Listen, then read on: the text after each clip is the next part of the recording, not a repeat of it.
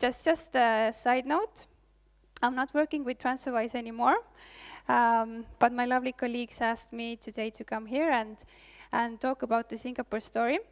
I have taken on some new challenges. I'm briefly going to talk about this as well. But since I lived a year and a half in Singapore, I'm more than happy to share my experience with you. So a couple of words about myself as well, so I wouldn't be this random person in front of you. So what I like to do, I really like to learn. A good day is when I have learned something new.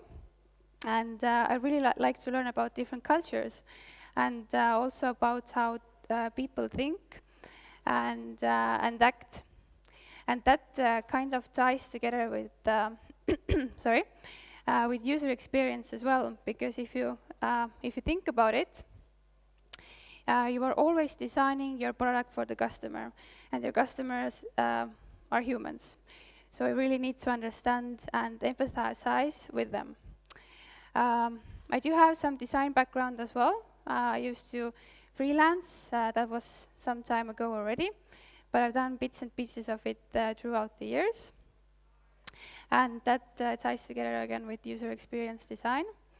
And then I like to build stuff. I like to build websites and products. For example, longboards. We used to build some of them together with my friend in a garage. Now he's leading a big business in Indonesia, so building longboards can actually help to build good products later on. Then I also like to build econometrical models, and also my background is in data science.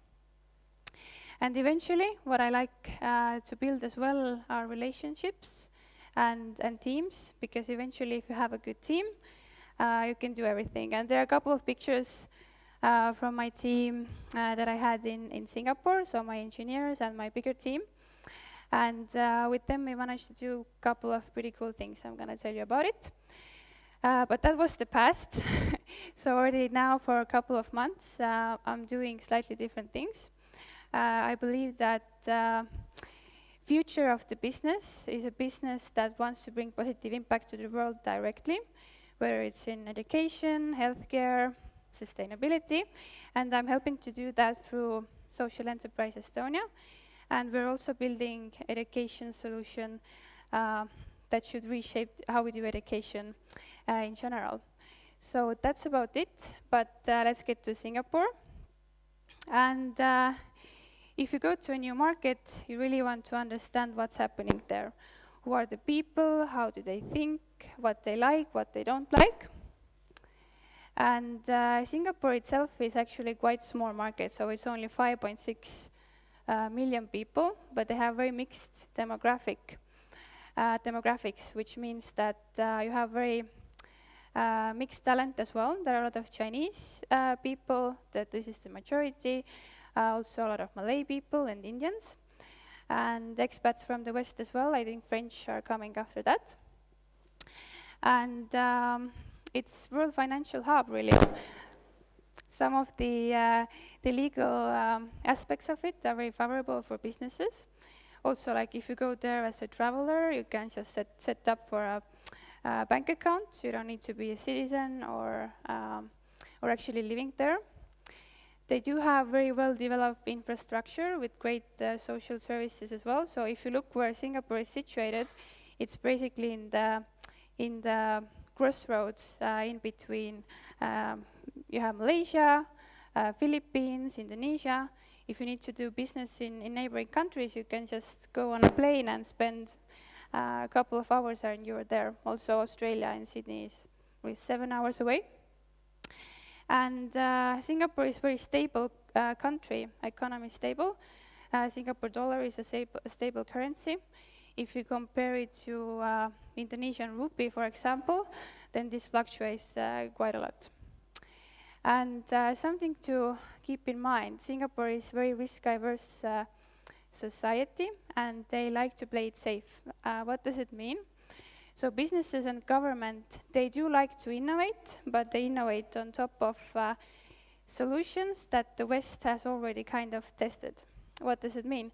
So for example, we have in Estonia those who know Smart ID and AC.ee, which are used for authentication. And Singapore has something similar now. They took inspiration and they built MyInfo. I will tell you about this in a second as well. And what else? So Singapore is super safe. You are under 24/7 surveillance. There are CCTV cameras everywhere, which means that it's also a very safe environment to be. You can go in a park, fall asleep. Someone will maybe come and put the blanket on you. You don't have to worry. So it is very safe. On the other hand, it also means that you don't want to mess with the rules. Rules are there to be followed. You want to, I don't know, cross the road in a wrong place, and taxi driver will come and accelerate towards you to give you a lesson. You should be crossing the street in a wrong place, in a right place. But jokes aside, like, it's important to understand the society, and also if you are designing your product. And people are obsessed with good food, which is fair. They really do have super good food there. And when you have business meetings, instead of doing your small talk on the weather, you can talk like, what did you eat yesterday, what did you eat yesterday, and so on. So that's about Singapore.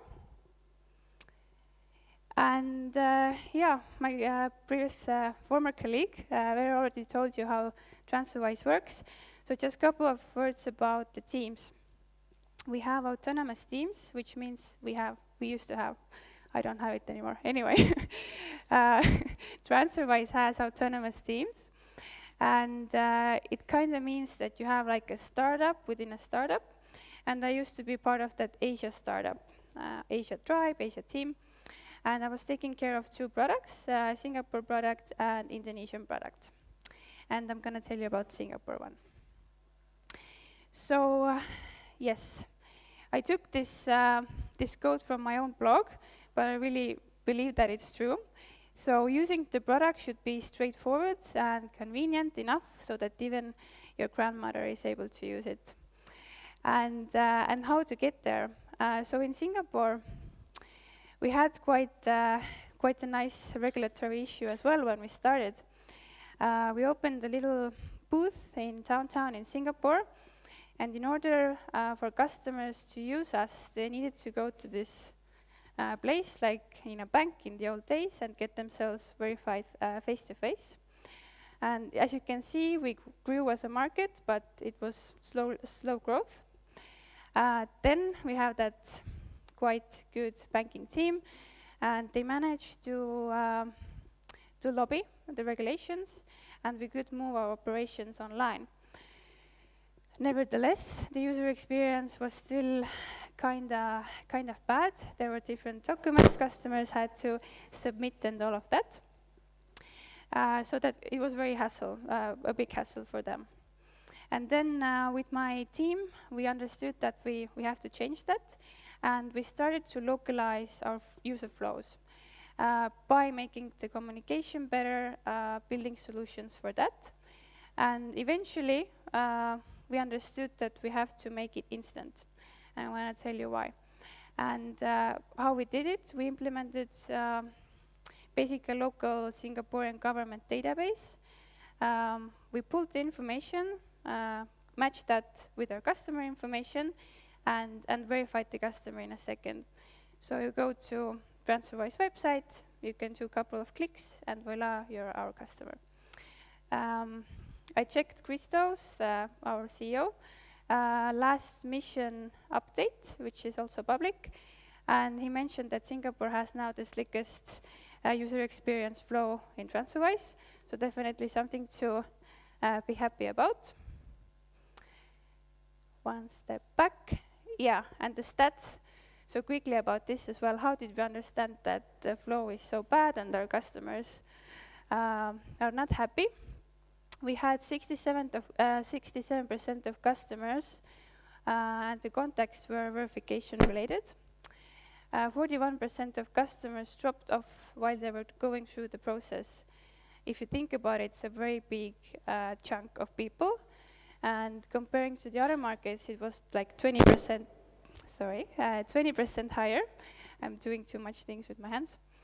And 21% of customers complained about the whole process. So if you know NPS, Net Promoter Score, those customers didn't recommend us to their friends. They didn't like it. So after the solution, we managed to drop some of our costs, and conversion increased 50%. Also, like around 37% of those customers actually experienced instant experience. And how did we get there? So basically, I had the data that showed me we are in a very bad place. Now I needed to get to a spot where I actually understand my customer. And that you can do by putting yourself in their shoes, kind of, and really talking with them. So what kind of customer is Singaporean customer? They are very tech savvy in that sense. I had one 60-year-old guy who was telling me that he's not gonna wait 10 minutes to finish the flow, 2 days to be in like some queue to wait for you to check my documents. It's just too much. I don't know. Okay, now it's getting very bad. Okay. I hope it works. I'm just gonna hold my hand somewhere here. It should be fine. So yeah, even older people, they are very well aware of technical solutions, and they want to have the slickest user experience out there. They're very aware of the market. Banks in Singapore offer quite good rates as well. So we needed to kind of be there with the better user experiences than the banks. And Singaporeans, they really care about the trust. So we are regulated in Singapore by the local regulator, but in the flow, in our user flow, we didn't really mention that. As soon as we put that into the flow as well, that we are in fact regulated, it helped to build the trust around the brand as well. And communication is very important, of course. Like every word you use in the flow has a meaning, and it should be very well thought through. And they're very time sensitive. They don't have time to waste, so you need to make it instant. And that's why the solution eventually to implement the government database helped us to cover all of those points, kind of. Yes, and not yet. Some business tips and tricks for those who are really planning to expand there. From my own experience, yeah, so business cards are still in. They're bad for the environment, but they still use it. So have them if you are going for meetings, hand them over with your 2 hands, and also receive them with your 2 hands. It's just polite, and it will be beneficial for you. Use WhatsApp for communication. They might use other things as well, but in terms of partners, with one partner, we especially used WhatsApp. And what was happening, they might ask something from me 10 p.m., but also I could get the answer at 10 p.m. So the line in between personal and professional kind of communication is very fuzzy. Singapore is alive 24/7. Work is always there. So it's also something to think about. When it comes to hiring, when we went to Singapore, I was one of the first people who went there from the company. And when we started to hire developers as well, we didn't straight away go for the local agency. And we had some problems to find the talent at first. So if you go there, I recommend you to actually get the local know-how, and you can just faster build up your hub there. Then there are things called employment pass quotas. So there's actually a limited number of foreigners who you can hire if you want to expand there. So have this in mind. Also, Singapore is very family-oriented society. If your parents tell you something, you're gonna do that. Many people move out from their homes, like in their late 20s, something like this, also because the rent is super, super high. But it also means that you have to take care of the parents of your employees. So yeah, you can have team events of course, for employees, but you want to have events where you when you open the doors of your office and you invite the parents and grandparents over, so that they can see how well their kids are actually doing. I think Starbucks had very similar kind of thing when they expanded to China. They didn't do that well in the beginning, but when they kind of hacked the fact that you have to bring all the family on board of your employees as well, then they started to grow really fast. And there's also this thing called Singlish, which is Singaporean English. They do have their very own specific and special words that you have to understand. I still remember my first business meeting with a partner. It was the first week just after I moved to Singapore. And half of the meeting, I just couldn't understand what they're speaking about. So only like 2 weeks later, maybe something like this, like I was more open to say, like, can you please repeat again and again and again? But the thing was, it was like two-sided. They didn't understand me either, so it was a big mess. But eventually things worked out, and it was a very cool experience. So if you have any questions to me, please come and ask. If you need any contacts, I have network over there. So yeah, anything you need, come to me and let's discuss. Thank you.